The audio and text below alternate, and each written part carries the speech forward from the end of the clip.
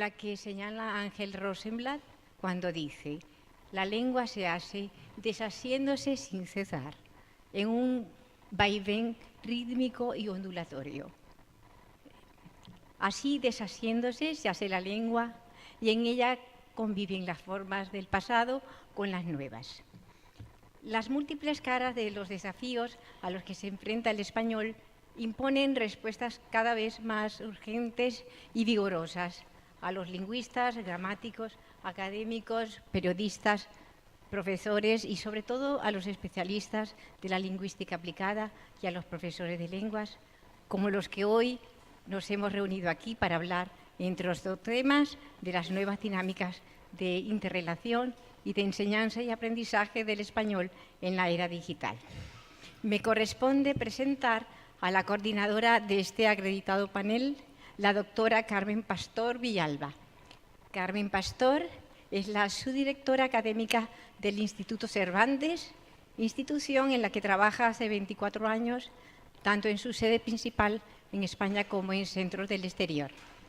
Es doctora en Comunicación y Mediación Multilingüe por la Universidad Pompeu Fabra de Barcelona. Obtuvo el diploma de Estudios Avanzados en Lingüística Aplicada DL por la Universidad Antonio de Nebrija en Madrid y es licenciada en Filología Hispánica por la Universidad de Valencia. Ha trabajado en el ámbito L durante 31 años en diversos países como docente, formadora de profesores, examinadora, jefa de estudios de diferentes institutos Cervantes, investigadora y autora. Como autora ha publicado varios libros: Estudio transcultural del discurso argumentativo, estudiando en una universidad española, entre otros, y varios artículos con la Cenicienta de las destrezas, la comprensión oral, sobre el diseño de pruebas orales, la evaluación de la comprensión oral en el aula, argumentar entre culturas, sobre leer y ser leído en otras culturas, entre otros artículos. Sus áreas de especialización se centran en el estudio transcultural del discurso escrito y en diversos ámbitos de enseñanza de él. Muchísimas gracias y bienvenidos. Muchas gracias.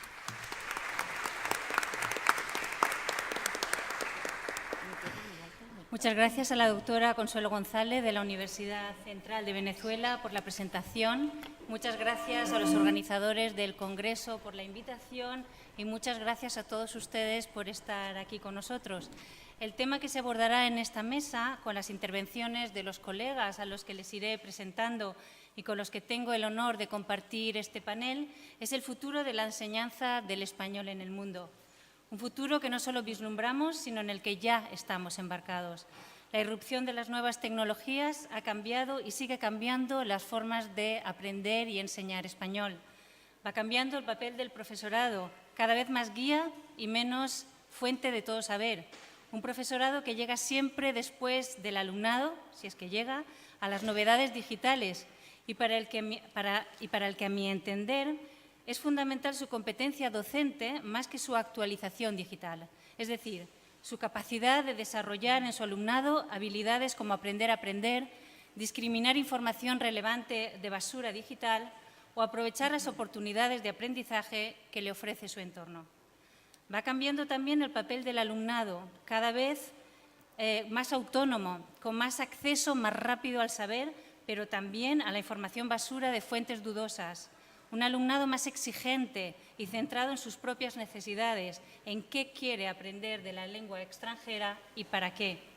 Aparecen nuevas formas de interacción en la red entre aprendientes y usuarios de las lenguas extranjeras. Personas que no se conocen interactúan en las redes para, por ejemplo, traducir películas y elaborar subtítulos en colaboración, como los fantuber, gente no profesional que dobla animes, series de televisión o películas del idioma original al idioma de su comunidad y que los pone a disposición de todo el mundo. Se transforman o incluso llegan a desaparecer aulas y horarios en los entornos digitales de aprendizaje.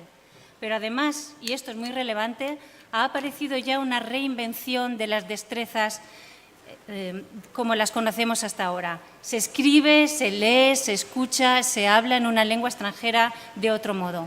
Podemos dictarle a nuestro teléfono un texto que se reproduce en forma escrita, que incluso puede traducir ese texto a otra lengua. Leemos saltando de enlace a enlace sin terminar muchos de los textos iniciados.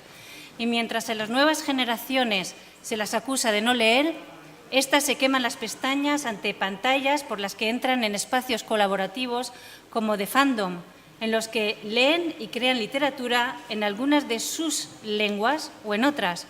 Una literatura, como dice Daniel Cassagne, al margen de la ley. Para muchos aprendientes, su aspiración ya no es dominar la lengua como un nativo, sino servirse de ella para algo en concreto que les interesa. Cambia la lengua que utilizan y cambia la forma de aprenderla y enseñarla. Y, sin embargo, en ese escenario futurístico convive ahora, y estoy segura de que todavía en un buen pedazo de futuro, conviven con aulas presenciales sin muchos recursos, con contacto personal con otros aprendientes y con enseñantes de L que no dejan de formarse y reinventarse. Para hablar de este futuro de la enseñanza de español, paso a presentarle en primer lugar al compañero Gustavo Jaramillo. Él es licenciado en Lenguas Modernas de la Universidad Pontificia Boliviana de Medellín y magíster en Lenguas Modernas de la Universidad de París III. Posee un diplomado en Enseñanza de Español como Lengua Extranjera de la Universidad de Antioquia, Medellín. Realizó un programa de entrenamiento para profesores en la Universidad de Tokio Gakugei, Japón. Es docente de inglés, francés, japonés y español para extranjeros. Actualmente se desempeña como profesor titular y coordinador de L del Centro de Lenguas de la Universidad Pontificia Bolivariana, sede central, donde también creó y coordinó el programa de español para extranjeros ESPEX y colaboró en el diseño del programa de maestría en procesos de aprendizaje y enseñanza de segundas lenguas y del diplomado de enseñanza de español como lengua extranjera. Es miembro del Grupo de Investigación Lengua y Cultura de la Facultad de Educación de la misma universidad y autor de textos como Usted tiene la palabra o Español al vuelo. Participó asimismo como miembro del Consejo Académico del SICELE entre 2013 y 2016 en representación de Colombia y fue coordinador nacional en Enredele entre 2013 y 2014. Tienes la palabra, muchas gracias.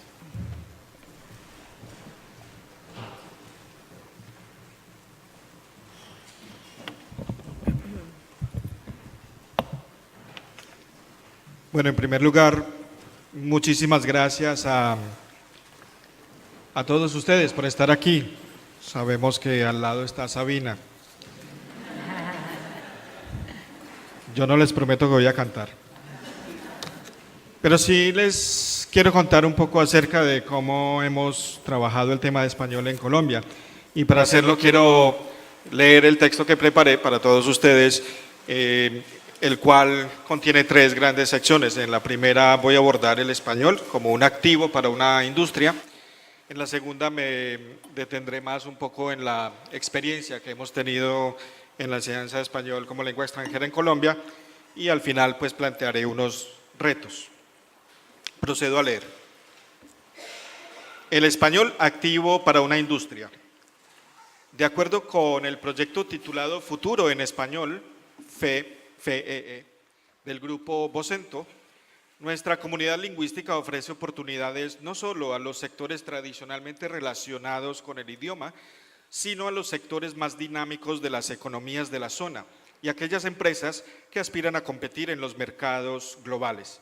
Por su parte, el Anuario del Español en el Mundo 2018, que recién salió en noviembre, diciembre, del Instituto Cervantes, dice que el gran aumento registrado en el número de estudiantes de español como lengua extranjera en los últimos años se debe en gran medida al incremento de los intercambios comerciales entre los países de habla hispana y el resto del mundo. A partir de estas ideas, cabe preguntarse cómo pueden llegar a cumplir los países latinoamericanos y en particular Colombia, que es el país que represento, un rol clave en el afán de difundir y promover el español en el ámbito internacional, basándose en el supuesto de que toda lengua tiene un potencial de expansión que depende de su capacidad para convertirse en segunda lengua o lengua adquirida, como lo propone el estudio titulado El valor económico del español. La respuesta tiene que ver, por una parte, con el diseño cuidadoso de programas y currículos que permitan orientar su aprendizaje hacia el desarrollo de competencias para una comunicación intercultural efectiva, no solamente dentro del aula, sino más allá de ella. Empero, por otra parte, ese papel se debe asumir desde la valoración que hagamos del interés que suscita nuestra cultura entre otras comunidades. No se hace aquí referencia exclusiva a la inconmensurable producción artística que año tras año legan diversos autores de los más diversos perfiles o renombres, que por supuesto son de la mayor importancia. Interesa también aquello que define y sostiene nuestra idiosincrasia y nuestra naturaleza en nuestro modo particular de relacionarnos con el otro. Nuestra calidez, nuestra dulzura, nuestra solidaridad, nuestra hospitalidad, nuestra amabilidad, nuestro carácter alegre y festivo. En otras palabras, nuestra identidad cultural como hispanohablantes, como latinos y en mi caso como colombianos.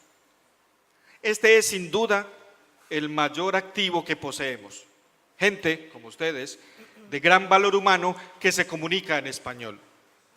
De allí puede surgir toda una nueva industria. La industria del aprender a disfrutar de la vida en español, del aprender a reírse en español, del reaprender el valor del tiempo en español, del aprender a reemplazar estrés por un poco de calidad de vida en español, del sentirse parte de una familia en español, de recordar, como pregonaba nuestra querida Celia Cruz, que la vida es un carnaval. Nuestra experiencia. Colombia experimenta actualmente unos procesos de cambio y transformación interesantes. Después de 50 años de conflicto interno, con uno de los grupos alzados en armas más antiguos del continente, se firma un acuerdo de paz. Algunas ciudades colombianas hacen méritos para cambiar poco a poco su situación y de paso su imagen. Se llevan a cabo cada vez más eventos internacionales de gran formato. Crece el turismo, tanto receptivo como emisor, con un aporte del 3% al Producto Interno Bruto, según datos de Migración Colombia, entre otros asuntos. En este marco conviene y cabe mencionar la apertura y puesta en marcha de programas y currículos de ELE por parte de diferentes instituciones de educación superior del país, así como de escuelas e institutos de idiomas, tanto de la capital como de las regiones. Aunque la experiencia de Colombia en el ámbito de ELE es relativamente larga, pues hace ya 50 años abrió el Centro Latinoamericano de la Pontificia Universidad Javeriana de Bogotá para enseñar español a extranjeros. Ella sí que se ha intensificado en los años más recientes, desde 2007 hasta la fecha. En efecto, desde la última década de los 90 y la primera de los 2000 han sido diseñados programas de ELE de altísima calidad en diversas instituciones de educación superior, entre las que se encuentra la Universidad Pontificia Bolivariana de Medellín, que es la que represento, además del Instituto Caro y Cuervo. Es tal el interés que genera el campo de ELE en Colombia que en abril de 2007 se decide crear en Bogotá la Red Académica de Español como Lengua Extranjera, ENREDELE, promovida desde la Asociación Colombiana de Universidades como una iniciativa de 9 universidades de la capital que venían haciendo trabajos conjuntos en el área desde el año 2005, impulsadas muy grandemente por el naciente CICELE. Es ENREDELE la estrategia de orden nacional que ha permitido a las diversas instituciones de educación superior del país encontrarse, conocerse y trabajar juntos, reconociendo las fortalezas de cada una de ellas, sean de la capital o de las regiones. Algunas, por ejemplo, ofrecen solamente cursos a estudiantes extranjeros, otras ofrecen además programas de formación docente, principalmente diplomaturas, otras participan en proyectos de investigación, algunas incluso como la Universidad Pontificia Bolivariana de Medellín, apuntan al desarrollo integral de L en todos los aspectos: oferta, formación, investigación, creación de materiales, internacionalización, asociación, inmersión. Como complemento e impulso al trabajo que ya realizaban las universidades desde finales de los 90 y comienzos de los 2000, surgen diversas iniciativas del gobierno colombiano que se originan en el punto 61 del plan propuesto por el hoy expresidente Santos, que incluye por primera vez en la historia de Colombia la clara intención de apoyar el desarrollo del español como segunda lengua.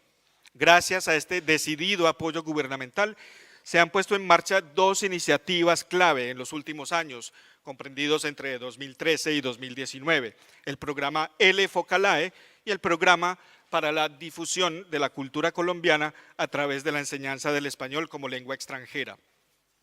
En el primer caso, se otorgan becas para estudiar español en Colombia a estudiantes y guías turísticos provenientes de diversos países de Asia del Este que integran el Foro de Cooperación América Latina y del Caribe Asia del Este, Focalae. La estrategia dio tan buenos resultados en sus primeras versiones que luego fue ampliada a otros países del resto de Asia y algunos otros de África. En el segundo caso, se ha exportado nuestra cultura colombiana y el buen español de Colombia a países como Azerbaiyán, Barbados, Belice, Emiratos Árabes Unidos, Ghana, Granada, Guyana, Jamaica, Indonesia, Kazajistán, Rusia, Surinam, Turquía, Trinidad y Tobago y Vietnam, un programa dirigido a los diplomáticos y servidores públicos de estos países. De hecho, en el año 2018, la Universidad Pontificia Bolivariana de Medellín se convierte en la primera institución en Colombia en llevar a cabo 5 de estos cursos en forma simultánea en 5 países diferentes. Para ello, un equipo de trabajo conformado por 4 profesores del Programa de Español para Extranjeros ESPEX del Centro de Lenguas crea un material específico que busca no solo desarrollar la competencia comunicativa en español, sino también propiciar un acercamiento a los elementos identitarios e idiosincrásicos más característicos de nuestra cultura.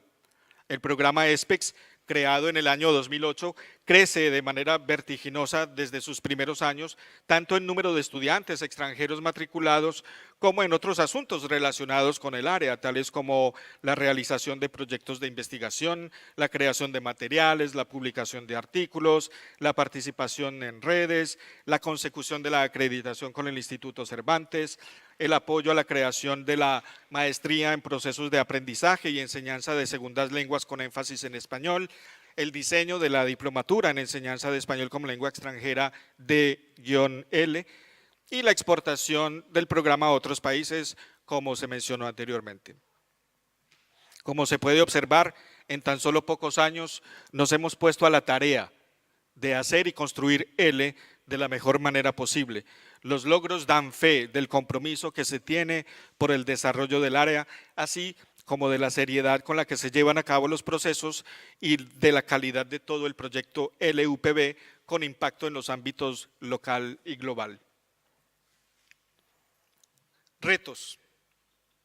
A pesar de toda la experiencia acumulada, quedan pendientes varios retos importantes para todos. En primer lugar, se precisa seguir apostando por la formación de profesionales en el área que nos permita determinar la mejor manera de enseñar español, pero también la mejor manera de enseñar a otros a difundir y promover nuestra lengua y nuestra cultura. En segundo lugar, es necesario continuar apoyando la creación de materiales para el aprendizaje y la enseñanza de L, atendiendo a los diferentes tipos de públicos que se avisoran tanto en el plano nacional como internacional. Por ejemplo, niños y jóvenes no hispanohablantes inmersos en un mundo escolar que habla y se entiende en español. O adultos que visitan o incluso habitan nuestros territorios, o personas al otro lado del mundo deseosas de aprender nuestra lengua común. También es pertinente llevar a cabo investigaciones que nos lleven a comprender fenómenos propios y otros relacionados con el ejercicio de aprender y enseñar español. Sin embargo, tal vez el reto más importante que tenemos los latinoamericanos es el de aprender a unir esfuerzos académicos, ya que, como lo anticipaba Luz Dari Botero Pinzón en el Congreso de Cartagena en 2007, ninguno de nuestros países puede asumir individualmente la tarea de internacionalizar la lengua y la cultura asociada a ella. Parece estar claro entonces que, a pesar del importante rol hasta ahora cumplido a cabalidad por el Instituto Cervantes en la promoción y difusión del español y las culturas hispánicas en el exterior, ante el reportado crecimiento de él en el mundo, se necesita que los latinoamericanos, como se dice en el ámbito futbolístico, salgamos de la banca y juguemos de titulares. Unidos haremos todos los goles del español. Muchas gracias.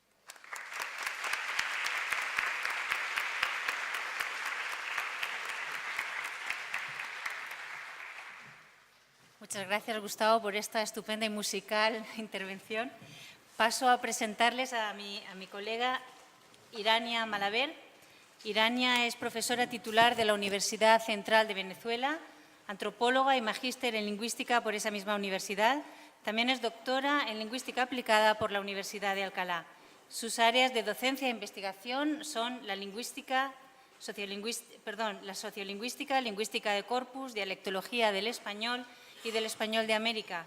Docente en programas de pregrado y posgrado y formadora de docentes para la enseñanza de español como lengua extranjera. También le interesa la investigación cualitativa y la escritura académica. Autora de numerosos artículos sociolingüísticos sobre el español de Venezuela y coordinadora del PRESEA Caracas, proyecto para el estudio del español de España y América. Investigadora asociada al proyecto Inmigra, la población inmigrante de la Comunidad de Madrid, estudio multidisciplinar y sus herramientas para la integración sociolingüística.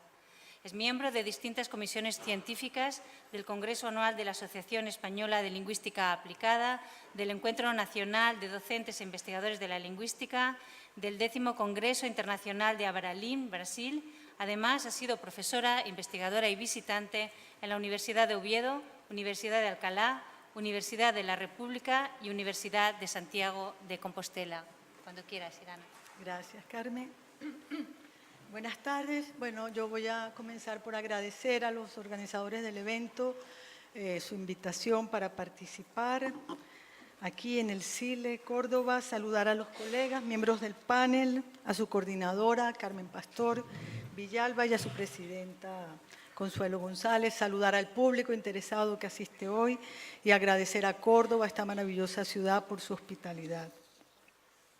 Reflexionar sobre la enseñanza del español en el mundo es mirar por un caleidoscopio sociolingüístico, didáctico, educativo, a través del cual nuestra lengua se ve en todas sus esencias, como lengua patrimonial, lengua de resistencia, lengua diglósica, lengua internacional, lengua materna, digital, lengua para extranjeros. Y en esta visión caleidoscópica, los hablantes y aprendices encarnan realidades muy complejas, simbólicas, pero concretas también. Muchos son multilingües, muchos refugiados, unos cuantos universitarios, estudiantes, otros diglósicos. Todos conforman nuestros campos de acción y de reflexión como docentes. Y si se trata del español como lengua materna, no dejamos de debatirnos acerca de los retos de mejorar la competencia comunicativa, oral, escrita, la alfabetización y con ello la inclusión social. Como telón, y no de fondo precisamente, tenemos estos cambios de la sociedad actual que nos imponen aceleradísimos ritmos de innovación, las transformaciones tecnológicas, la incesante evolución de las TIC, los nuevos y cada vez más interactivos espacios educativos digitales ante los cuales parece que ya no es suficiente el saber disciplinario. Lo que somos como docentes posee en este siglo XXI su propio avatar, una versión digital propia, porque hemos vivido no una época de cambio, sino un cambio de época, como afirma Manuel Castel. Del mismo modo, los recursos tecnológicos en este siglo XXI nos van permitiendo desarrollar proyectos multidimensionales de investigación para la enseñanza.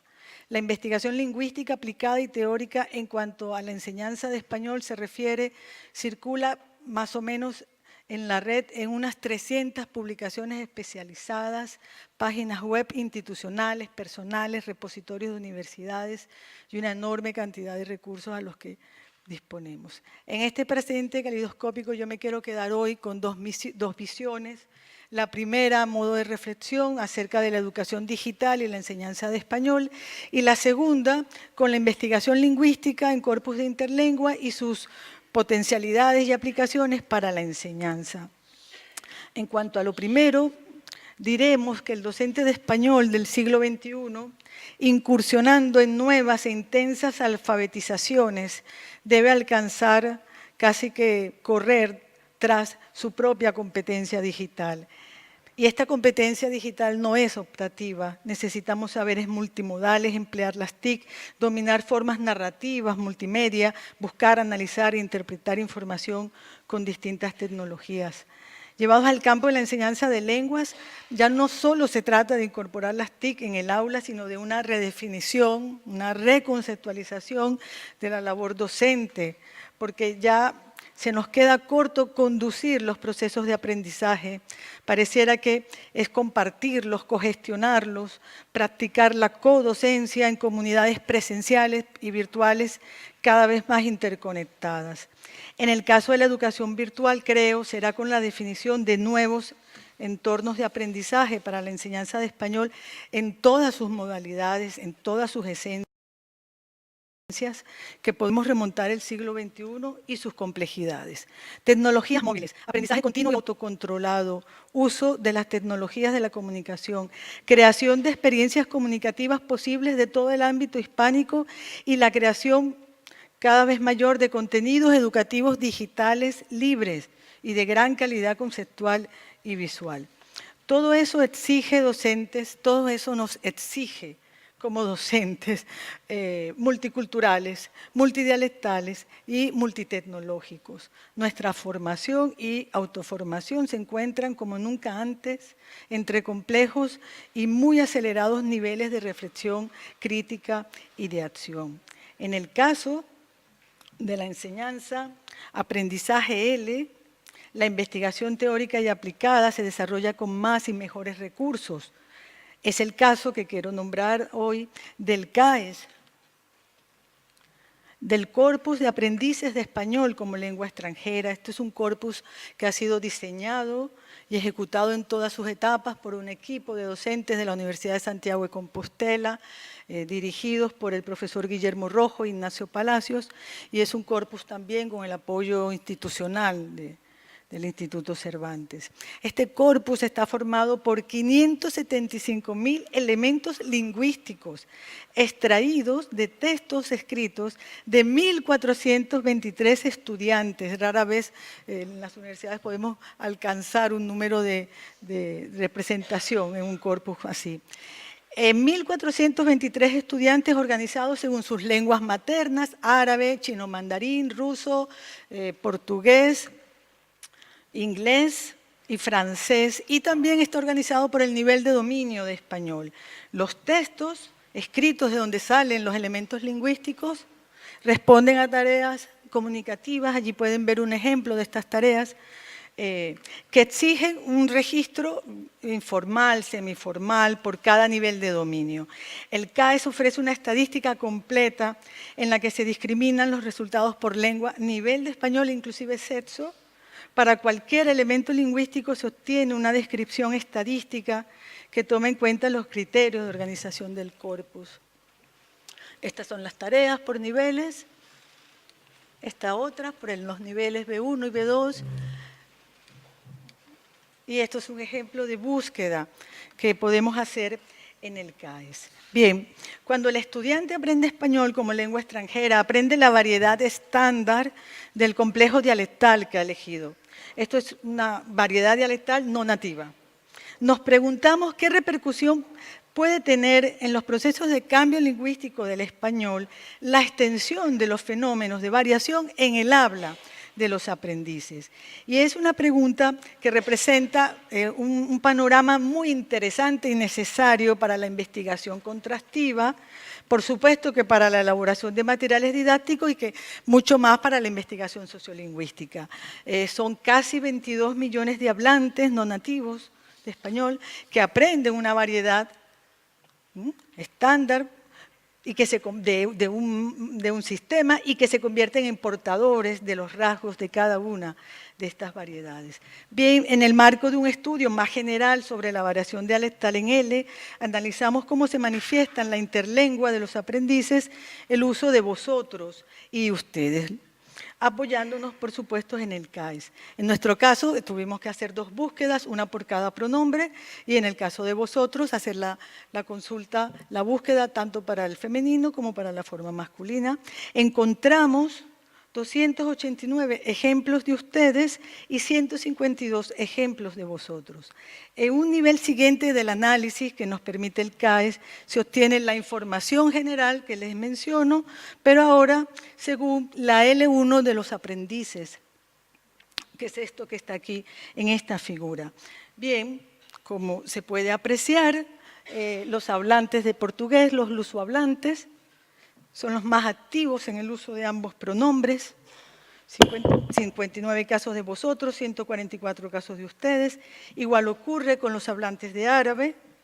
Los hablantes de inglés, por el contrario, encontramos que emplean más ustedes que vosotros, mostrando una clara preferencia por el primero. En un segundo nivel de búsqueda, de trabajo, estos datos que obtenemos se organizan ahora por el nivel de dominio de español.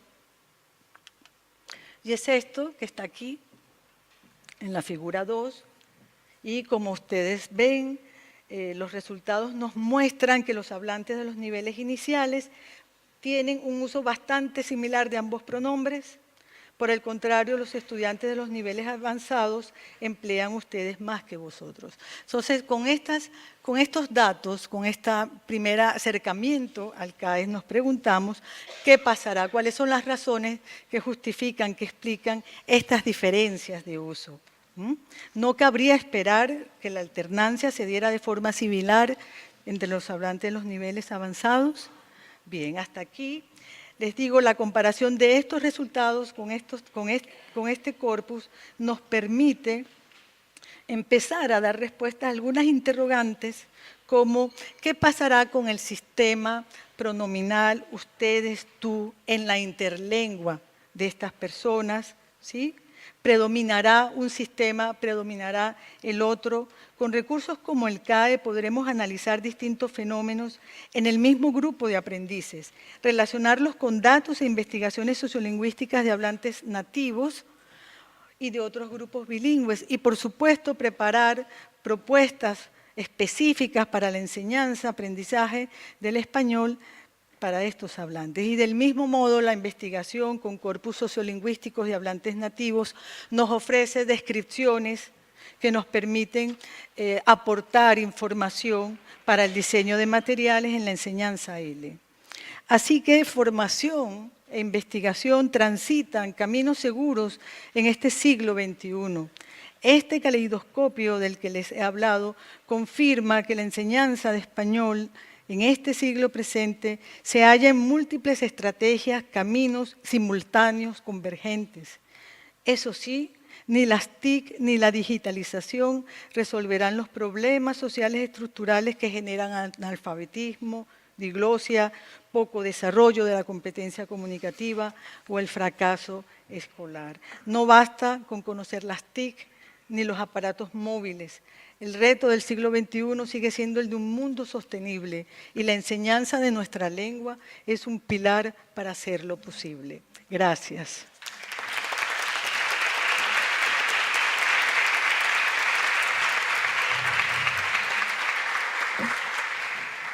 Muchas gracias a Irana y muchas gracias a los miles y miles de estudiantes de toda la red del Liceo Cervantes que nos han dado esas muestras. Ha costado, pero paso ahora a presentar a nuestra próxima compañera, Sonia Toledo Azócar. Es doctora en Filología Hispánica por la Universidad de Valladolid, docente e investigadora en Lingüística aplicada al español como lengua extranjera. Sus áreas de especialización son la gramática, pragmática y didáctica.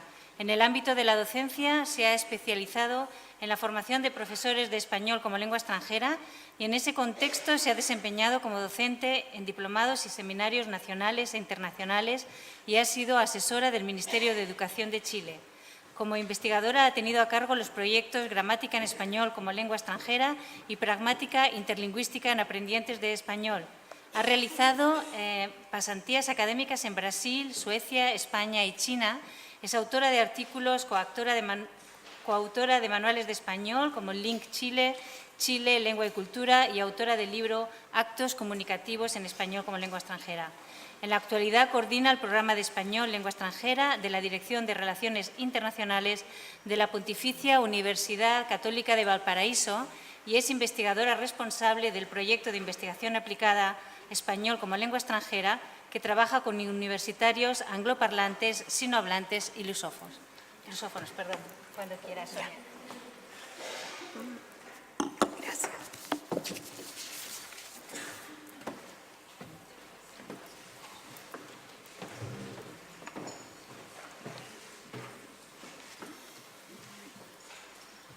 Hola, buenas tardes. Quiero agradecer a cada uno de ustedes por acompañarnos hoy y no transitar y emigrar a las voces poéticas del otro panel.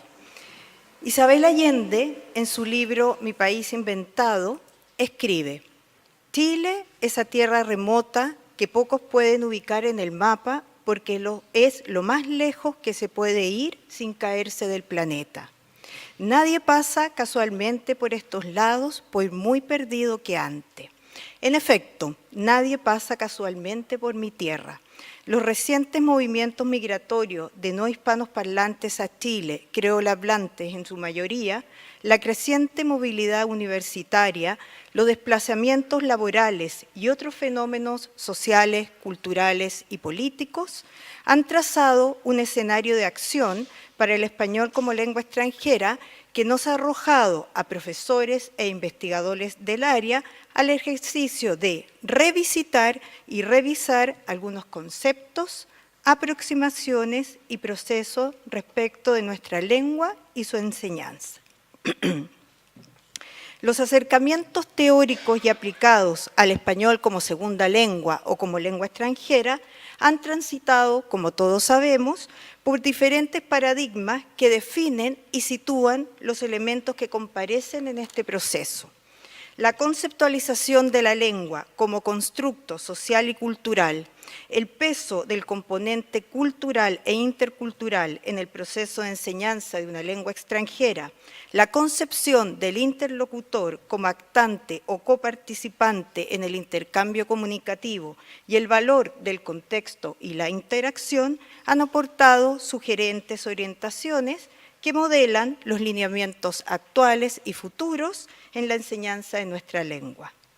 En estas llamadas nuevas realidades o territorios sociales, el español y su enseñanza se dibujan, a mi juicio, como un mosaico, término que he tomado prestado de Chin y Corazzi, quienes lo utilizaron para describir desde la teoría de la sinergia cultural la noción de identidad. La imagen visual de mosaico hace referencia a un todo estructurado y construido por partes o piezas fragmentarias que lo definen y lo constituyen como tal. En el caso del español como lengua extranjera y su enseñanza, esta relación metonímica parte-todo se concreta en la conjunción de variados enfoques metodológicos, la copresencia de elementos lingüísticos, discursivos y pragmáticos en la actividad de comunicarse y la existencia o coexistencia de diferentes líneas de investigación en lingüística aplicada que reconocen y acogen las necesidades reales de interacción de los aprendientes de español. Ahora bien, en lo que se relaciona con los enfoques en la enseñanza del español, desde la teoría estructuralista arraigada fuertemente en la gramática, una estructura de estructura, como dice Bess Jeremías, hasta el paradigma de orientación comunicativa ampliamente estudiado y valorado en la enseñanza del español, o la teoría interaccional signada en la comunicación situada, el objetivo ha sido el mismo: comunicar y comunicarse. Comparto con algunos especialistas, muchos del panel me imagino, que un acercamiento comunicativo no es una negación, olvido o prefiero llamar desarme de las teorías o enfoques anteriores, estructuralistas, cognitivistas o generativistas, sino que ha supuesto una absorción de todos en un todo. Finalmente, podríamos decir que cada método o cada enfoque tiene lo suyo. El conocimiento lingüístico de la lengua cohabita con otros componentes discursivos, textuales, socioculturales y pragmáticos, que funcionan a modo de un engranaje de relaciones y señales interconectadas. El crecimiento hoy en día de estudios pragmáticos en el campo de la adquisición y aprendizaje del español como lengua extranjera coincide con la búsqueda de nuevas herramientas teóricas y metodológicas que puedan dar cuenta de los nuevos paradigmas comunicativos en las didácticas de las lenguas, pero que también puedan responder a los requerimientos de comunicación de las actuales realidades sociales y culturales. El diálogo cómplice, que quiero llamar, entre gramática y pragmática, se cristaliza en prácticas de investigación como la pragmagramática, la pragmática interlingüística y la pragmática intercultural, que incursionan en las diferencias interlingüísticas e interculturales entre hispanohablantes y hablantes no nativos del español al momento de realizar ciertas actividades de comunicación en el marco, por ejemplo, de la teoría de la cortesía y la descortesía verbal. Los resultados de estos estudios han sido cruciales en la manera de implementar contenidos y activar destrezas en el aula de español lengua extranjera. En la misma línea del caso anterior, se puede mencionar el tránsito de la noción de acto de habla al concepto de acto comunicativo. Visualizado este último como un paso natural, ni rechazo ni invalidación del anterior, sino más bien evolución. El acto comunicativo propone una mirada amplificada y más integradora de la actividad comunicativa al incorporar la interacción en el proceso de comunicación y potenciar la relación dialógica y colaborativa entre hablante e interlocutor, o mejor decir ahora, entre hablantes. Los actos comunicativos son en concreto actos en interacción, y el interlocutor, ya no un simple receptor, en palabras de Linnell, es un coautor que construye, direcciona y redirecciona este juego dinámico que es la interacción. En palabras de Brice, interacción es hacer con otro. Como se ha podido apreciar, estos acercamientos y otros han modelado la concepción y definición de la lengua y han inspirado, o eso esperamos, los métodos y actividades implicadas en la enseñanza del español. La lengua, y me permito extenderme al español, ahora es un producto, pero también es un proceso cultural. Es un sistema de signo, pero además un sistema de recursos para construir significado, práctica convergente de negociación, de cruce, de diálogo entre un yo y un otro. Si comunicarse ya es complejo entre hablantes nativos, más lo es en el caso del encuentro de un hispanoparlante y un aprendiente de español. Sumado a las complejidades de los códigos lingüísticos, como por ejemplo en el caso del español de Chile, con los zoónimos, canibalismo lingüístico, aspiraciones, supresiones silábicas, etc., la opacidad de los códigos que regulan algunas realizaciones comunicativas en las culturas hispánicas, desde ya no una sola, es lo que complejiza muchas veces el dominio del español como lengua extranjera y lo que dificulta, por cierto, su enseñanza. En estos llamados nuevos tiempos del español como lengua extranjera, de realidades académicas heterogéneas, de interés por discursos de especialidad académicos y profesionales, de enseñanza a hablantes de herencia y con casi 22 millones de aprendientes de español de territorios académicos emergentes, como en el caso de China, y otros por reconquistar, en el caso de Brasil, el futuro del español como lengua extranjera y su enseñanza no solo supone una renovada mirada metodológica y teórica. Ese mosaico, cuerpo fragmentado pero cohesionado de enfoques, métodos, conceptualizaciones del que hablamos en líneas anteriores. Sino que también, en el caso puntual de Chile, requiere una generación de políticas gubernamentales sostenidas y, esto es muy importante, independientes del gobierno de turno. Para la enseñanza, por ejemplo, a español para grupos migrantes, por ahora en mi país haitianos y sirios, que buscan una inserción urgente y honesta en el sistema escolar y laboral de nuestro país. Además, esto requiere el involucramiento de las universidades y otros centros de enseñanza de español en este ejercicio, que trae consigo la formación de formadores interculturales o transculturales, la creación de material didáctico de calidad, local y contextualizado, y el incentivo a la investigación empírico-aplicada del español como lengua extranjera. Como decía Jean-Claude Milner, la lengua ya no es una totalidad fantasmal, sino una lengua realidad, interpretada como instrucción, como competencia, como conjunto de prácticas y como bandera. Gracias.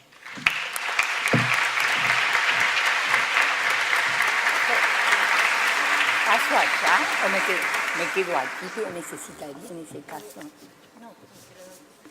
No sé si. Sí. Ah, no, no presento. Gracias. Aquí está. Ahí. Perfecto.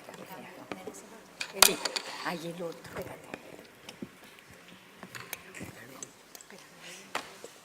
Ya está. Bueno, tengo ahora el placer de presentar a nuestra otra compañera de mesa, Ángela Di Tullo, egresada de la Universidad de Buenos Aires. Ha sido investigadora y profesora de gramática y de filología hispánica en la Universidad Nacional de Comahue. Dictó cursos de posgrado en diversas universidades nacionales y extranjeras y actualmente es investigadora invitada del Instituto de Filología Dr. Amado Alonso de la UBA, de la Universidad de Buenos Aires. Es autora del Manual de Gramática de Español, de Políticas Lingüísticas e Inmigración, el caso argentino, de Gramática del Español para maestros y profesores de Uruguay en colaboración con Marisa Malcuori, además de numerosos capítulos de libros y artículos. Participó en la elaboración de la nueva gramática de la lengua española de la Real Academia Española en sus 3 instancias.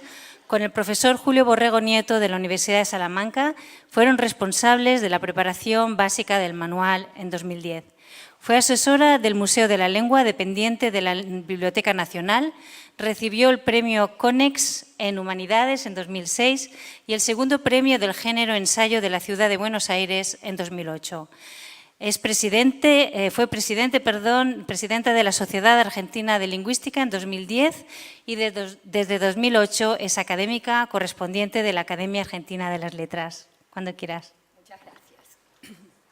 Ante todo, agradezco a los organizadores de este congreso, en particular a la Real Academia Española, por esta invitación.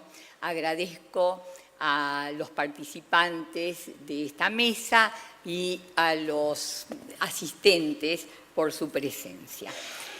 Confieso que el tema de este panel me resultó perturbador, porque no me reconozco dotes especiales de adivinación o de evidencia. En mi oficio de gramática estoy acostumbrada a describir y, en el mejor de los casos, a explicar, pero muy rara vez a predecir los fenómenos el futuro de los fenómenos que estudio. Por eso voy a pedir una licencia, voy a pedir a esta mesa que me permitan una licencia discursiva. Hablar, la de seguir instalada en el presente, pensándola como un futuro respecto de un pasado, y también, en algún caso, realizar un ejercicio de razonamiento contrafáctico, conjeturando cuáles hubieran sido los efectos de recorridos alternativos.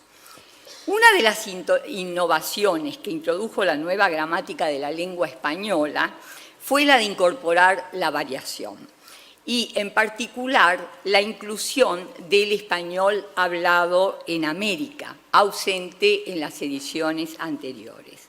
Esa posición coincide con la de la lingüística actual, que considera la variación como una propiedad inherente de la lengua y no como una anomalía incómoda que debía ser borrada, como la entendían quienes sostenían que entre las varias opciones que presenta la lengua, solo una era la correcta.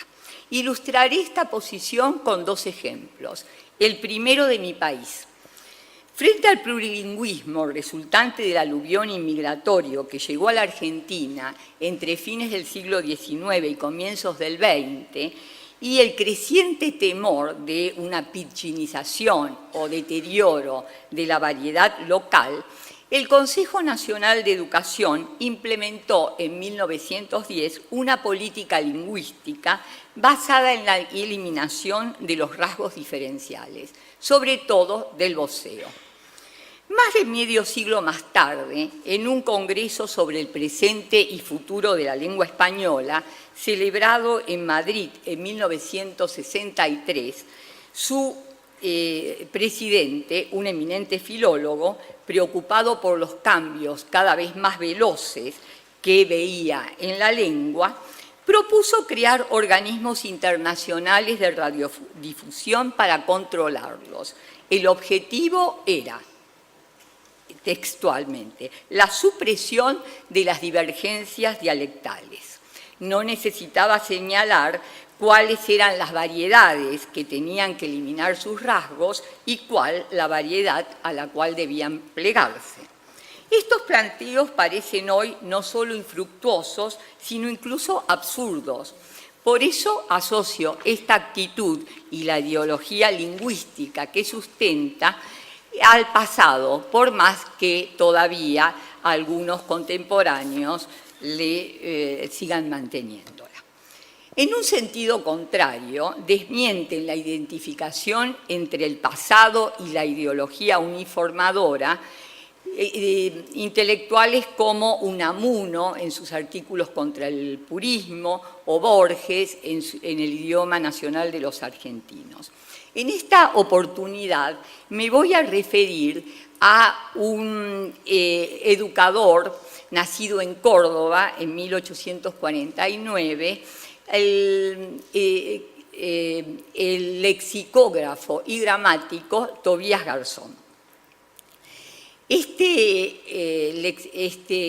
educador fue autor del Diccionario Argentino, publicado en Barcelona en 1910, en la época del Centenario, y también de una obra menos conocida, publicada en 1905, que se llama La enseñanza de la gramática en los cursos elementales, entre otras obras a las que no voy a referirme.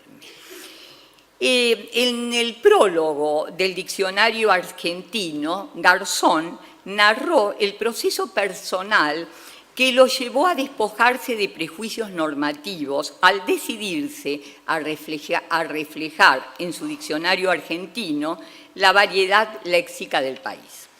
En efecto, él cuenta cómo se fue apartando de su intención inicial de formar un vocabulario de barbarismos.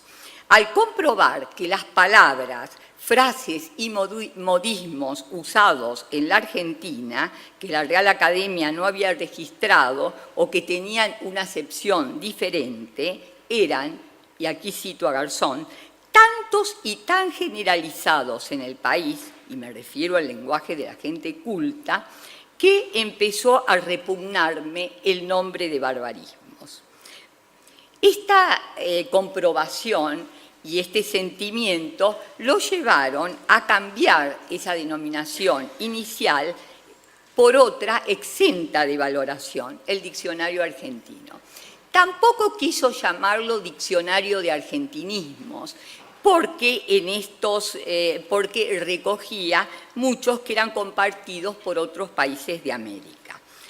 Ese nombre, diccionario argentino, sin embargo, no conllevaba la idea de una ruptura de una lengua propia. Dice Garzón, la única lengua es la castellana, no la argentina. Y en este sentido se aparta de la línea rupturista que había planteado el profesor francés Lucien Abel en su Idioma Nacional de los Argentinos, publicado en 1900.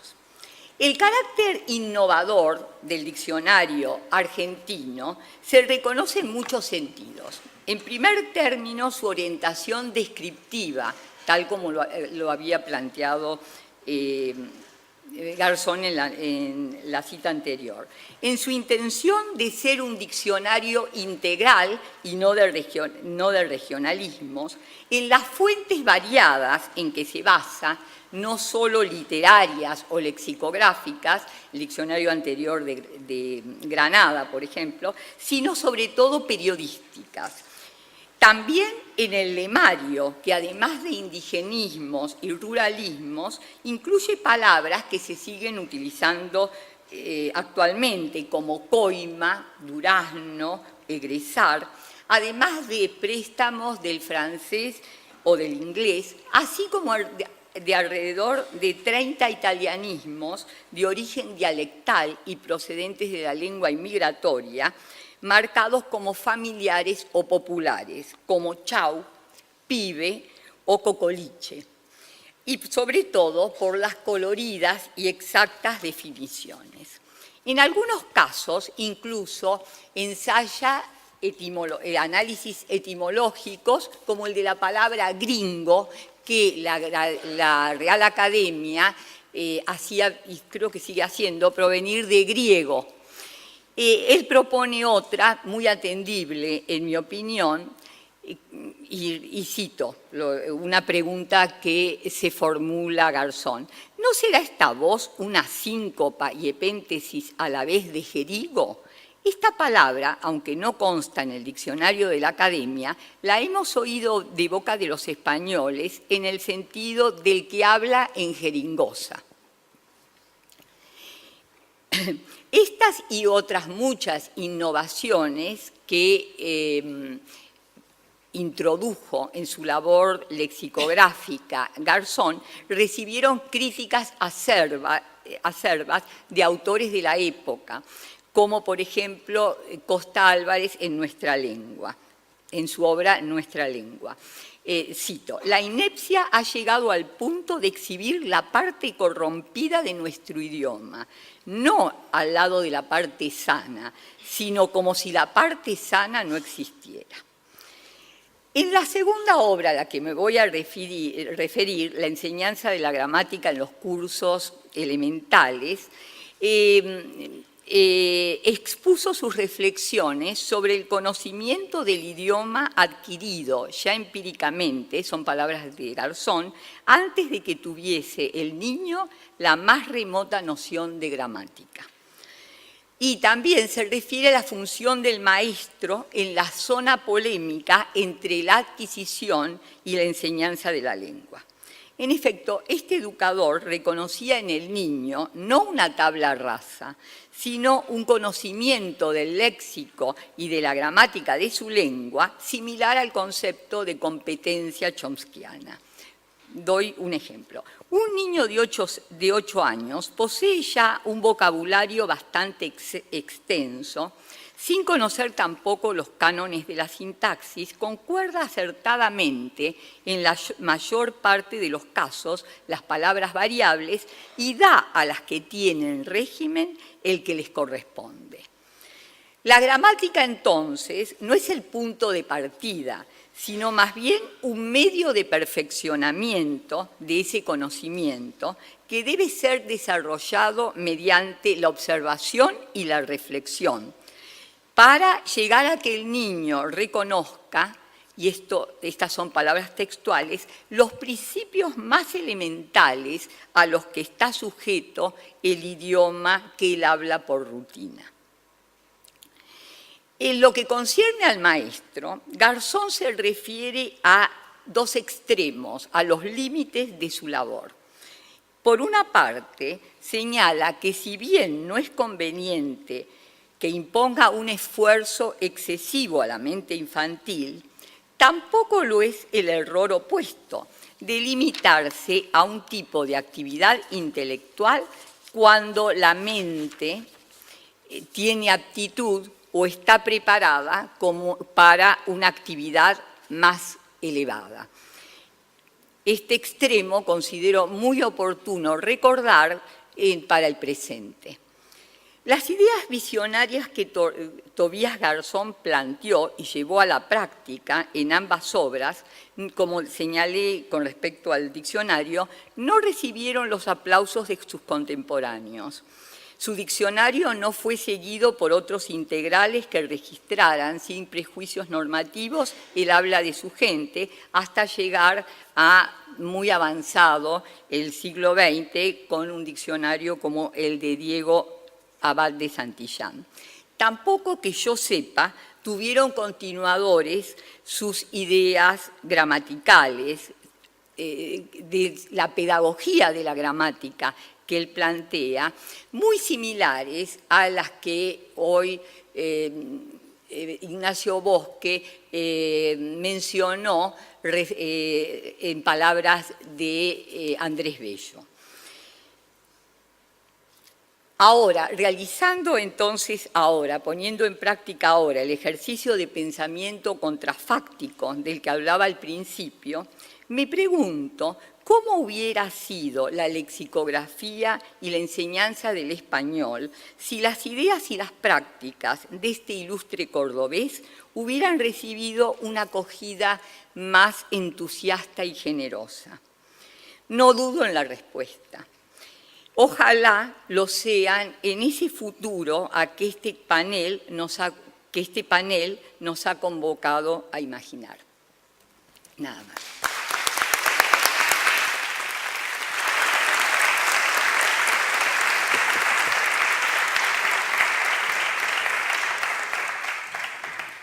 Muchas gracias, Ángela.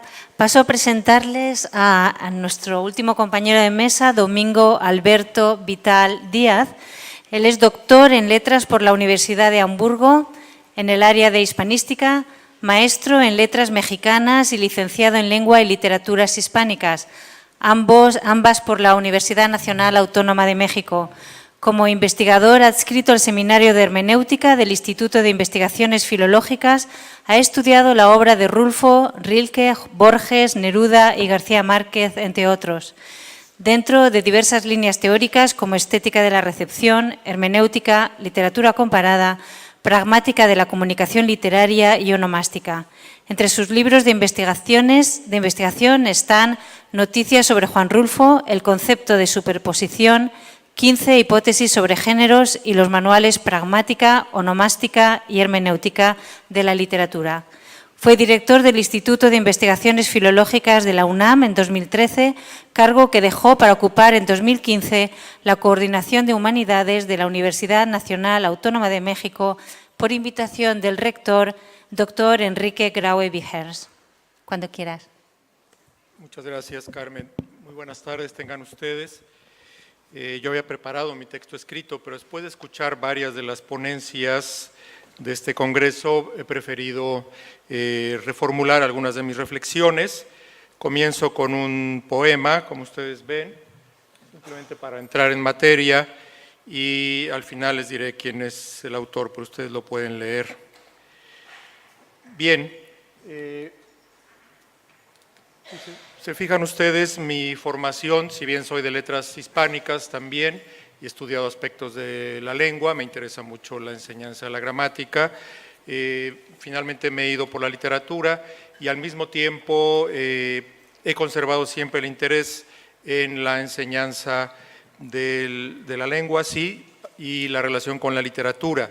Por eso los manuales de pragmática, ahora que escuchaba a la doctora Sonia, pensaba también en lo que hemos trabajado con respecto a la pragmática y la relación con la gramática. En Babelia este domingo pasado se hablaba del idioma innovador, se busca que el español sea una lengua que reciba, que tenga flexibilidad para recibir léxico nuevo, etcétera, y en fin, esto me sirvió de pretexto para reflexionar en torno al papel de la literatura en este contexto. Tres grandes momentos, en realidad es rapidísimo, yo he percibido en la inserción de la literatura para la enseñanza del español. Primero, grosso modo, como ustedes sabrán, se usaba como la máxima expresión y se unía a la enseñanza de la gramática. Después hubo un momento también paradigmático de abandono por el enfoque comunicativo, básicamente oral, y después hay una vocación por una recuperación de la literatura, pero desde otro punto de vista. Evidentemente ya no como únicamente como el canon, por estas dinámicas que han mencionado ustedes y que se han también recordado en este panel. En mi libro 15 hipótesis sobre géneros, que se publicó en la UNAM y también en la Universidad Nacional de Colombia, parto del principio de que somos consumidores e incluso generadores permanentes de manifestaciones literarias, que yo dividiría en 4 grandes grupos: novelas, dramas, líricas y críticas. Acabamos de escuchar, aparte de los versos que leyeron ustedes hace un momento, acabamos de escuchar por boca del doctor Gustavo Jaramillo, además muy bien entonado, un verso de Celia Cruz. Entonces, por lo menos ustedes ya escucharon el día de hoy un verso, aparte de leer los que ya… Y como diría Wittgenstein, que la vida es un carnaval, bueno, no citaba este ejemplo, pero es una proposición que implica un sistema de creencias. Entonces, estamos todo el tiempo generando manifestaciones literarias, no solo consumiéndolas. Esto me llevaría tiempo desarrollarlo, pero básicamente yo diría que hay que aprovechar esas habilidades innatas o culturales de un ser humano. La literatura es una necesidad humana. Es lo más importante. Baste, por ejemplo, cuando ponemos un nombre a una mascota, cuando caracterizamos a través de un apodo, por ejemplo, cariñoso o no tan cariñoso, pero en todo caso eso es una facultad innata del ser humano. Y creo que la literatura puede acompañar el aprendizaje del español si parte de este principio, arranca de este principio. Desde luego, y tal como nos lo propone el artículo de Babelia, que viene de toda una corriente, en fin, la parte lúdica, la parte de juegos y neologismos puede ser una manera grata en que la literatura acompañe la enseñanza de la lengua. Por supuesto, el glílico famoso del capítulo 68 de Rayuela. Bajo estos principios coincidimos quienes vemos la enseñanza de la literatura, coincidimos totalmente en que es así como se debe enseñar, e incluso a quien ha postulado, escritores como Fernando del Paso han dicho, si no retiren la literatura de los planes de estudio, es mejor que la retiren y que la dejen en el libre mercado, antes que enseñarla como algo obligatorio que la vuelve odiosa. Finalmente, este principio estamos en total coincidencia, la idea es que lo llevemos a la práctica. Y mucho se ha hablado hoy, es uno de los temas, bueno, en este congreso, de la inteligencia artificial. Ustedes saben que hay también ya novelística, cuentística artificial. Yo ya tuve acceso a un argumento hecho por una computadora, es malísimo, pero es un comienzo. Pues bien, esta idea de lo artificial, la literatura, como en muchos otros casos, la literatura lo tiene desde mucho antes. Esto es otro de los principios. Todas las grandes innovaciones, ustedes pueden hacer una cala en grandes autores literarios y verían que pueden encontrar antecedentes. La idea de la vida es un carnaval viene por lo menos de Rabelais, ha sido estudiado, en fin, pero por lo menos, ¿no? Es decir, tenemos el propio Cervantes, Sancho es una figura carnavalesca, Falstaff de Shakespeare, en fin, ¿no? Pero también los teóricos, a principios del siglo XX, la idea del texto literario como un artefacto, y esto puede ayudar mucho, es decir, un artefacto es algo que se puede manipular. Aquí escuchamos también que la enseñanza de la lengua puede ser, también tiene que ser de hecho muy lúdica, cuanto y más la enseñanza de la literatura. En ese sentido puede entonces acompañarse. También la idea del humor blanco, yo diría, para enseñar la narrativa. El humor es un chiste, es una narrativa popular, una narrativa en la que se participa, tiene elementos, por supuesto, gramaticales, semánticos, etcétera, pero también tiene una serie de elementos pragmáticos, como lo decía la doctora Sonia Toledo, hay un hermanarse de la pragmática y la gramática en los estudios literarios también. Cuántos textos literarios aprovechan un efecto cómico, producen un efecto cómico por dificultades en la comprensión de un vocablo, le pasa mucho a Sancho Panza, pero también en el aprendizaje no solo de una lengua, sino de una cultura distinta. Otro aspecto que también resulta muy importante es hay que hacer muy buenas ediciones, antologías que acompañen la enseñanza de la literatura, esta enseñanza básicamente, esencialmente lúdica, con la enseñanza de la lengua. Sí, series televisivas, muy rápidamente. En esta era de la imagen, por supuesto que hay que acompañar, hay figuras extraordinarias, yo les menciono el autor, el botánico novohispano, Mociño y Losada, cuya vida es infinitamente más interesante que las de los narcotraficantes que Netflix nos quiere imponer y a veces nos presenta como el paradigma del latinoamericano, lo cual me parece muy ofensivo. Afortunadamente han hecho también la película Roma, que también eso sí es algo digno de considerarse. Y por supuesto Manuel Tolsá, peninsular, que se convirtió finalmente en novohispano. Son figuras extraordinarias que pueden ayudar a una comprensión de la cultura letrada. Simplemente como un ejemplo de cómo la lengua es, digamos, la relación entre la literatura y la enseñanza de la lengua puede ser también disruptiva, hay textos literarios profundamente disruptivos y eso puede ser también muy interesante. Por ejemplo, ahora que escuchaba en la mañana la interesantísima exposición del doctor Ignacio Bosque sobre oraciones subordinadas, en fin, me acordé que en lengua alemana, la lengua alemana escrita tiene dos grandes virtudes. Una de ellas es que el sustantivo siempre se pone con mayúscula y siempre se separan oraciones principales de subordinadas. El niño, cuando aprende el alemán, adquiere siempre esta separación, la conoce, lo que permite, me parece que la enseñanza de la lengua escrita puede ser profundamente estructurante. Bueno, hay escritores alemanes que juegan con esto, rompen este principio, pero desde luego desde el punto de vista lúdico. Lo que decía este artículo de Babelia, inventar palabras, en fin. Carmen, cuando lleve 9 minutos me haces así y me queda uno. Neologismos, yo propongo, por ejemplo, el neologismo de precordar, en realidad lo vi en algún texto, que es como recordar el futuro, pero recordarlo con un sentido de la responsabilidad, porque nos debemos a las siguientes generaciones, les tenemos que legar antes que nada un futuro. Y una palabra que existe, la Real Academia Española la tiene en su diccionario, que es alampar, es decir, la lengua española tiene matices riquísimos que hemos desgraciadamente abandonado por el desuso. Cada palabra es un nudo en la gran red de la que habló Ludwig Wittgenstein. Alampar quiere decir, tiene un par de usos, pero uno de ellos muy interesante es desear, anhelar algo con avidez, que es un poco una descripción de parte de lo que nos pasa en nuestra sociedad contemporánea. Luego otro aspecto en lo que la literatura realiza un papel importantísimo, por supuesto, con el cine, el teatro y la televisión, son las grandes escuelas de argumentación en el mundo actual. Argumentar es algo inherente al ser humano, como los aspectos pragmáticos, como la literatura, como el narrar, hacer drama, en fin.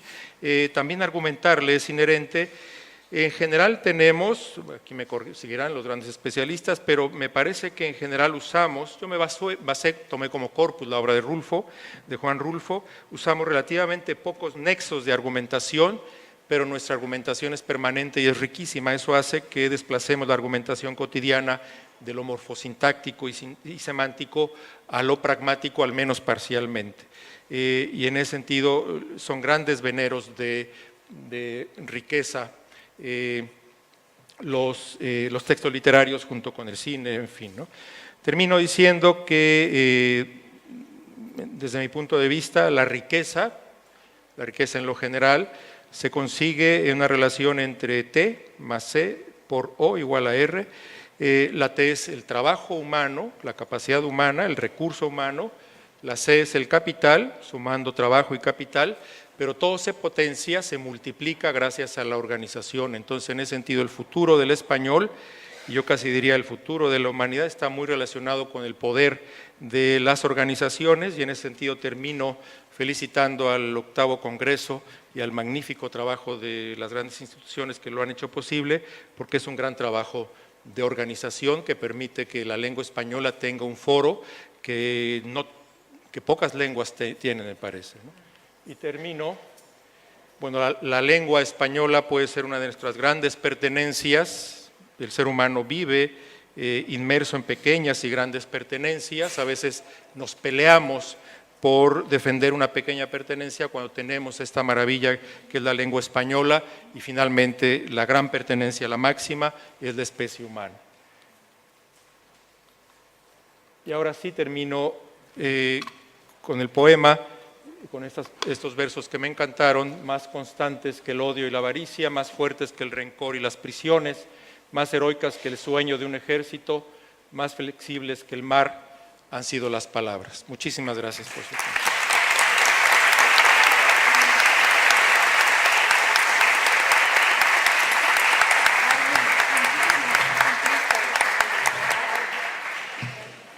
Muchísimas gracias, Alberto, magnífico broche. Muchísimas gracias a los compañeros por la maravillosa gestión del tiempo. Eso nos ha dejado también, como queríamos, un pequeño espacio de 15 minutos por si alguno de ustedes tuviesen, para algún compañero de la mesa, alguna pregunta, alguna observación. Anímense, nos hemos esforzado en dejarles un espacio.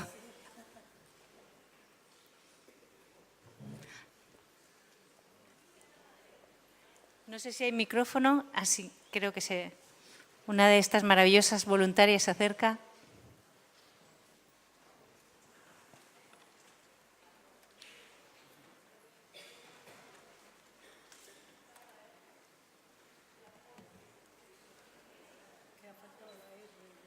La R, ¿qué R? La fórmula. La T más T por O igual a R. ¿Faltó la R? Sí. Yo la tenía aquí. ¿Qué significa la R? Riqueza.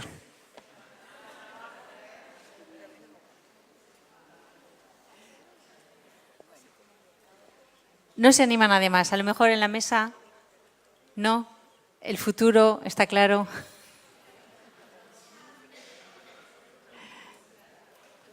No sé si los compañeros de la mesa quieren aportar algo más. Si no, estupendo.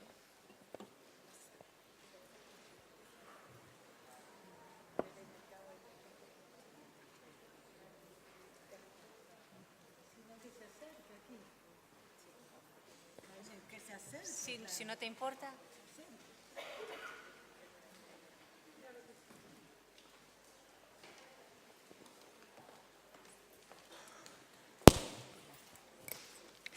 Quería solo preguntarles algo y confirmarles. Yo enseñé en Italia español para extranjeros durante 14 años. Y a mí me sirvió mucho poder, especialmente con un público italiano, donde había similitudes, poder encontrar con mis alumnos adultos qué había en común. Había palabras que se usaban en común, o sea, bajar a lo que había también en común. Aparte había muchas diferencias y eso me ayudó mucho a entendernos, a entender la lengua y entender la historia también. Creo que eso es algo que me ayudó, aparte de la gramática y de todos los elementos. Nada más. ¿Alguien quiere hacer un comentario?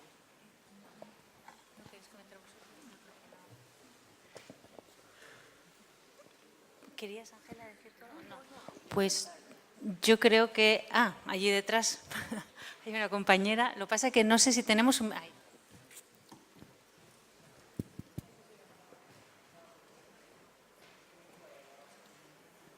Buenas tardes. Yo vengo de Santiago del Estero, una provincia de aquí de la Argentina, del norte, y en las escuelas nuestras, entre nosotros los profes de lengua, nos estamos preguntando cómo manejar el tema del nuevo lenguaje inclusivo, una forma así de denominarlo, que creo que ustedes lo deben haber escuchado, ¿no es cierto? ¿Por qué? Porque tenemos nuestros grandes retos de los alumnos que ya vienen con muchos cambios. Entonces la parte escrita, literaria o todo lo que nosotros tenemos que resolver, sí, me gustaría que ustedes que son especializados o que están permanentemente en el estudio de la lengua, lo están observando desde otros lados, ¿qué recomendaciones tienen para nosotros que tenemos que lidiar en el aula concretamente con el futuro del español, que serían las generaciones que vienen? Gracias. Gracias. Lenguaje inclusivo, no sé, tengo delante Ignacio Bosques, me da un poco de miedo decir... ¿Tal vez? Bueno, yo sumaría una perspectiva al trabajo de aula. Suponemos que tiene que ver con los cambios que están experimentando las sociedades. Es decir, nosotros no vamos a cuestionar o etiquetar esa palabra que está saliendo de la transformación, de los cambios, de la evolución, porque de lo que está pasando. Son, desde la perspectiva de la mirada sociolingüística, allí están los hechos que tienen que ver con la sociedad y el lenguaje. Desde el punto de vista didáctico, quizás incorporar la discusión de lo que está dejando de ser y lo que está haciendo ahora, sus consecuencias morfosintácticas, sus consecuencias sintácticas, y hacer, desde mi punto de vista, una reflexión activa sobre el cambio lingüístico que se está dando, pero que no podemos pararlo. Nosotros lo estudiamos y sabemos qué está pasando todo el tiempo, y que todo lo que estamos haciendo con la lengua ha sido producto de un cambio sucesivo, permanente, histórico. Entonces, desde allí, más allá de las perspectivas también que cada docente como persona tenga, militante feminista o no, verlo con los alumnos, con las familias de los alumnos, no desde la represión de lo que no es o sí es, sino desde la transformación lingüística en relación con lo que está pasando en la sociedad. Yo pertenezco a una generación que llegaba a la clase y decía buenas tardes a todos. Eso lo hacíamos hasta hace nada. Y ahora no podemos llegar a una clase a decir solo buenas tardes a todos. Ahora decimos todos y todas, ¿sí? Y ha entrado ese cambio en el imaginario sociolingüístico de todos nosotros. Bueno, como un aporte nada más a la discusión. Sí, por supuesto. O pasar una pregunta, lo que queráis. Hola, buenas tardes. Voy a comentar lo que Sonia dijo, he dicho, porque la creación de los materiales didácticos, para mí, como estudiante de español en Brasil, es una dificultad muy grande, porque no contempla un estudiante de lengua extranjera que va a tener 1 hora de clase por semana, ¿sí? Y no hay cómo enseñarlos una lengua extranjera con un tiempo tan corto, ¿sí? Entonces, más para reflejar que el futuro es tener sensibilidad con todos, no solo con el español estándar, ¿sí? Es decir. Aló, ahí se escucha. Creo que me gustaría unir a su pregunta o a su comentario y también el comentario de la colega que trabajó en Italia y abordar el tema paradojal que supone dos lenguas tipológicamente cercanas al español. La paradoja radica en que debería ser mucho más fácil enseñarle a un lusohablante, a un italoparlante, que a un sinohablante, por ejemplo. Y eso supone un reto. Ese reto va por el camino de leer las similitudes y reconocer y respetar las diferencias. Creo que la metáfora que planteé del mosaico y cómo se construye este mosaico con elementos que son de la gramática, elementos del sistema formal, juegos léxico-semánticos, hasta llegar a los elementos socioculturales y pragmáticos, en esto que no es una vorágine de diferentes componentes, sino que una visión mucho más amplia que reconoce y propugna la sensibilidad, como usted decía, del perfil de los estudiantes a los que nosotros enfrentamos y a la lectura que a ellos hacen también de la cultura y del encuentro entre culturas. Así que ahí hay una conexión muy interesante como para poder trabajar. Muchas gracias. Me dicen ya que vamos terminando, que terminamos el tiempo. Muchas gracias. Yo creo que como conclusión podemos decir que el futuro de la enseñanza del español como lengua extranjera está creciendo, está sano, es optimista, se está mejorando, reinventando y ojalá en ese futuro también se reconozca más la profesionalidad de los profesores de español lengua extranjera, muy formados, mal pagados. Esperemos que el futuro también nos ayude a todos nosotros. Muchas gracias y hasta la vista.